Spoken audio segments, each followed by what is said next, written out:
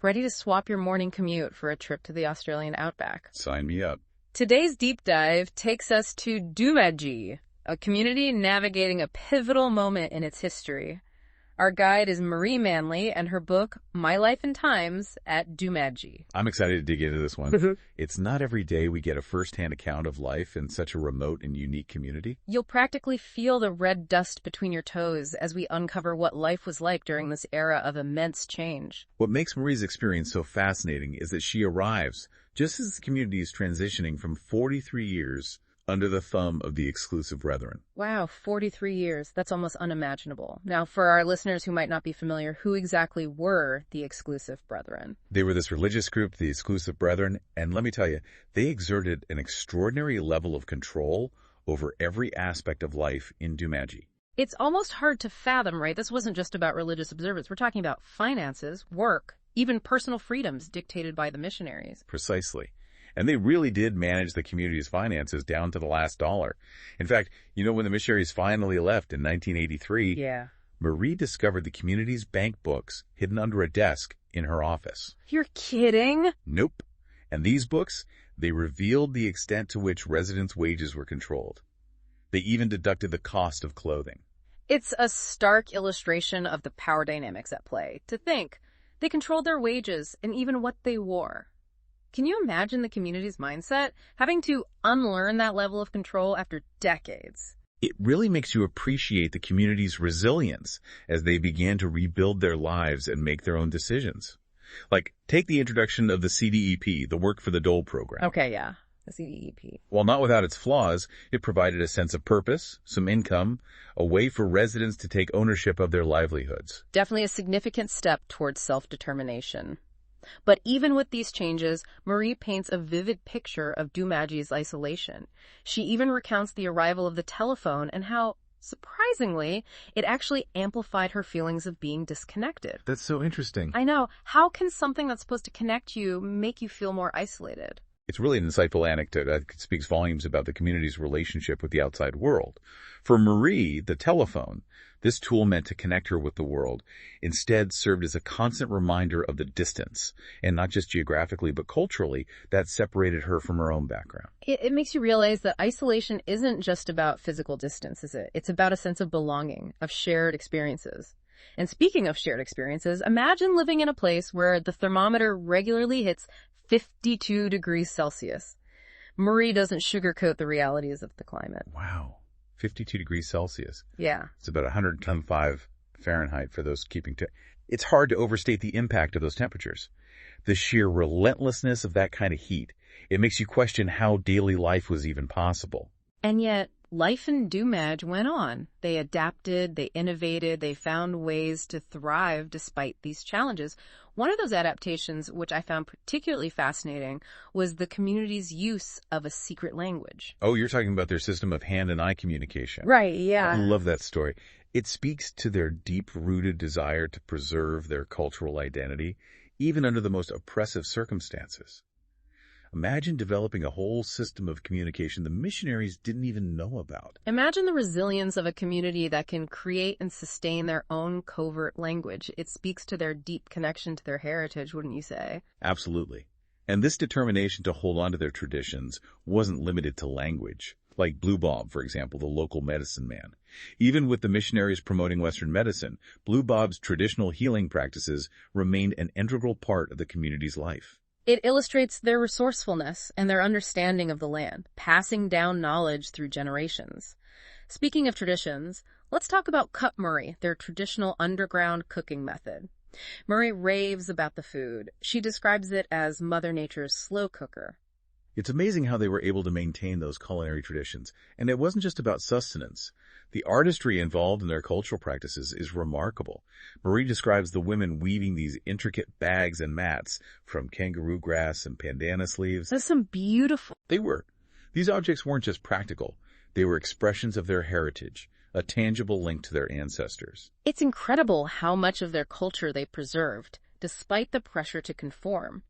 It speaks volumes about their strength and resilience. But, as with any community facing such a dramatic shift, there were challenges. Maree talks about the perceptions some teachers had about Aboriginal children and their capacity for learning. Oh, you mean that anecdote about the children at the gambling ring? Yes, imagine. It really challenges those preconceived notions, doesn't it? Yeah. It highlights how easily potential can be overlooked when we let biases cloud our judgment. Sadly, gambling wasn't the only challenge they faced. No, unfortunately not. Maree also sheds light on the impact of alcohol and drugs on the community, particularly after the missionaries left. It's a complicated issue, isn't it? It's understandable when you think about it. After decades of strict prohibition under the missionaries, the community suddenly had access to alcohol and drugs, often without the knowledge or support systems to navigate these substances responsibly. It underscores the need to address root causes and provide adequate resources, not just remove a system of control and expect everything to magically resolve itself, right? 100%. And, despite these challenges, Maree captures these glimmers of hope and resilience. Like, she talks about a Christmas when flooding closed the roads. She actually describes it as the most peaceful Christmas. That's remarkable. What made it so peaceful? Well, it wasn't just the absence of alcohol, but she really emphasizes the community coming together, celebrating on their own terms. It speaks to their ability to find joy in simple pleasures, even in the face of adversity. Exactly. And then there's the annual rodeo. Maree describes it as this unifying force for the community. Everyone, from seasoned riders to those just wanting to soak up the atmosphere, came together for this annual celebration. It's like a microcosm of their spirit. It reminds us that even in remote communities, people crave connection, excitement, a chance to let loose. And speaking of letting loose, Maree doesn't shy away from the dangers present in Doomadgee's natural environment. 10-foot crocodiles basking on the riverbanks. Oh, I read that part. Yikes. It makes you wonder how anyone ever ventured outside. She talks about children swimming in the river, seemingly unfazed by the crocodiles, snakes, and turtles sharing their watery playground. It's a different world, isn't it? It's like they have a different relationship with nature, one built on respect and a healthy dose of caution. You don't survive in a place like Doomadgee without understanding and coexisting with the creatures around you. And those creatures, they become interwoven into their stories and beliefs. Remember Maree's anecdote about the little people? The mischievous sprites who supposedly snuck into their camp and dipped their fingers in the golden syrup. It's a charming example of how folklore persists, adding a touch of magic to everyday life. Exactly. It speaks to the power of storytelling, the human need to find explanations for the unexplainable, and the enduring presence of Aboriginal folklore, even in a community navigating such immense change. Speaking of change, let's turn our attention to Patsy O'Keefe. Her story, interwoven throughout Maree's book, offers a poignant and personal glimpse into the complexities of life in Doomadgee. Patsy's story is incredible.